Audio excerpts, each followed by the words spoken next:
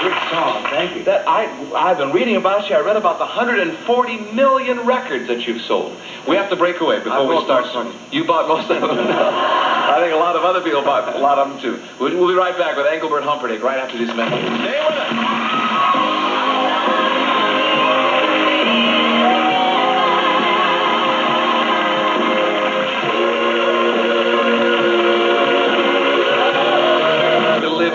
That's what the song says. Now, that's a very progressive thought. Very heavy statement. What does that mean?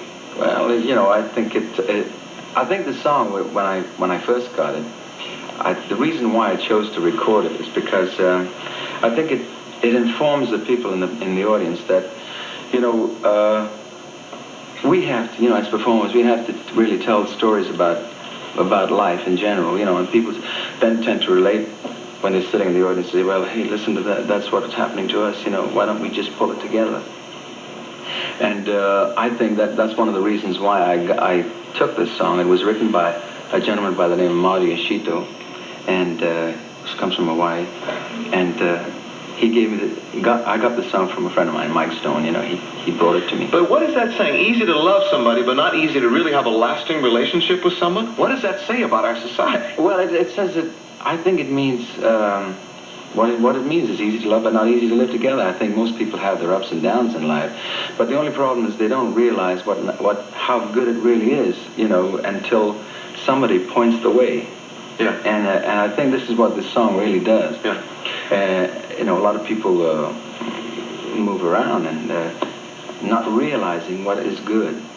But you're saying it is better to love somebody and live together, is what you're saying. It's not easy, but we should try. So we're pointing the way with this song. Without going any further, I got to mention your hair.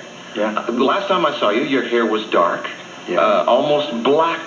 Well, maybe. I had a very good hairdresser, and he used to dye it blue-black, you see. And I used to have long sideburns that I had to dye, you see, because there was a slight bit of gray coming through. Creeping in, as it does, yes. So I stopped having sideburns, and, you know, they were so long I used to tuck them into my pants, you know. This looks much more natural this way. This is your natural color. I feel natural, yeah. I feel much more natural, much more real. No more theatrics.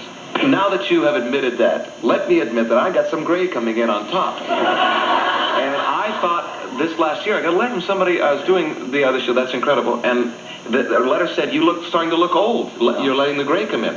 And so I started touching it up. Now, it's turned red because I put some stuff on it, this stuff in the bottle, and when I went to the beach, the sun turned it red. No, mine goes blonde. Does it? Oh, yeah. Mine just goes blonde. In the winter, it goes dark again. You know? Lucky guy. Yeah, well, mine is going gray. I'm going to look like Phil Donahue in a couple of years. And I hope our show is every bit as successful as his show. I read something about you recently that you've decided now to do some films this next year. Yeah, next year I've really curtailed my touring, you know, unfortunately, because I like to tour, but there comes a time in your life when you have to do something that is a little out of the ordinary, a little different to what you normally do, and I haven't done any acting as yet. So I'm now taking lessons. I'm being coached in acting. So next year, I'm only doing 8 weeks in the United States. How are you going to go after the right script? Well, we're looking for it. I'm reading now. I'm reading scripts now, but I haven't found any good enough as this. But I think by March we should be finalized on that situation and start shooting by August. Well, my manager is very persistent on that, so he thinks that he wants to get me on the silver screen, and so do I. What type of Doing what? Playing good guy or bad guy? Well, it depends. You know, John, we've talked about this before on many occasions. You know, like when I talk to the press or et cetera, they said, what would you like to do? Nobody really knows what they'd like to do until somebody presents you with this hit single. You know, it's like a hit single and says, hey, that sounds like a hit to me. You know, it's easy to love, not easy to live together. When I first cut that, it sounded like a hit. So I immediately went into the studio. And I know that when I get a script, I will know exactly that whether it's going to fit me or not, you know. And so you'll know when you see it. I'll know when I see it, yeah. And so let's go back a little bit to your early life. Would you mind? Your real name is Arnold George Dorsey. Right. Now, there came a point where you changed it to Jerry Dorsey. Yeah, that was and things still weren't happening like you wanted them to happen. No, they weren't. But I made it quite to a certain level. I was topping bills in England, you know. As Jerry Dorsey? Yes.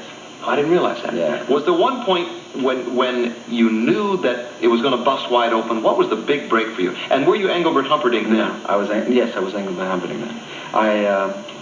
In 1965, I changed my name over, see, to Engelbert Humperdinck. And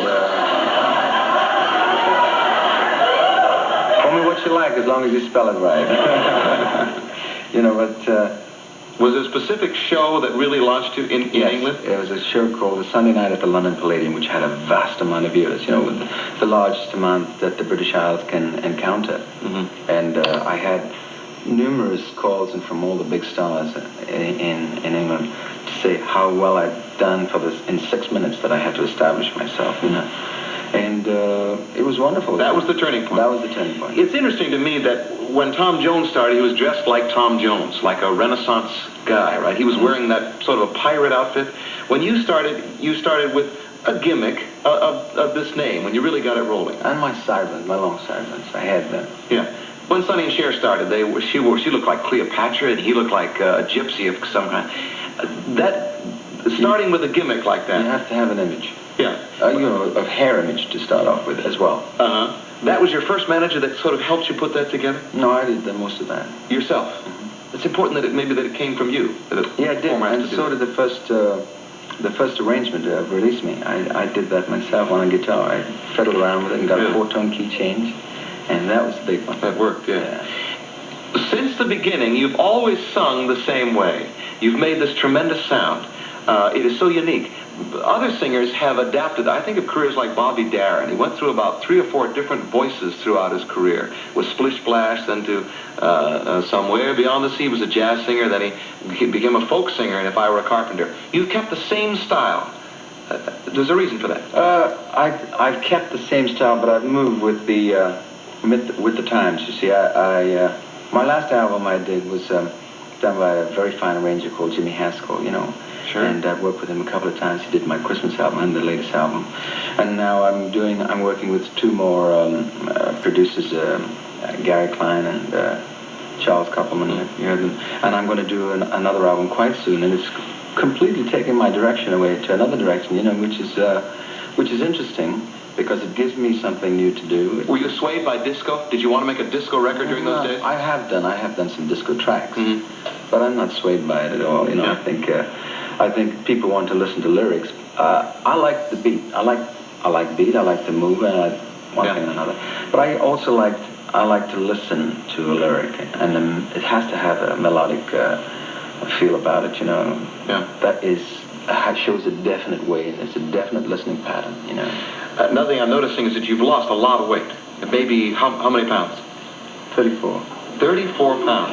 And it's through not a fruit diet. What do you call it? It's the Judy Maisel diet. What is a lady that? who lives in Los Angeles, and she, as a matter of fact, I got it I was at my dentist, and I was very heavy, looking a little bit obese, and a lot, I would say. And I went to and he said he'd lost 13.5 pounds in 1 week. So I asked him for the remedy, and he gave me this lady's name. And I went to her, and in 4.5 weeks, I dropped 34 pounds. Gee, is that healthy to do that? Very healthy, because I was on a, there's no drugs involved, there's no diet pills or anything like that. It's just a healthy, she starts off by cleansing your body. She's called a psychic nutritionist. Is that the right word? Yeah, that's right, yeah. And she cleanses the body, and then she goes ahead and introduces all your foods back into your proteins one day and carbohydrates another day. Well, it's working. You look great. I feel good. Were you going to sing again for us? Could you? If you wish, I'd like to. Yeah. Thanks, John. I got to tell you, will you start up the song? Huh? You want to start it up before you do it? I want to tell you that I just finished. I've been recording no other songs, and I just finished a live album, a Christmas album, and now we're doing this new album. But all my old hits that I used to have, the old and goldies, and I'm very proud of them. I've redone them, rehashed them up again, and we've made a double album up for you see. And this next song, it is always requested in my show, so I thought, well, we'd do it and see what you think of this arrangement. Quando Quando? Yeah. Oh, great. Quando Quando. One of my favorites.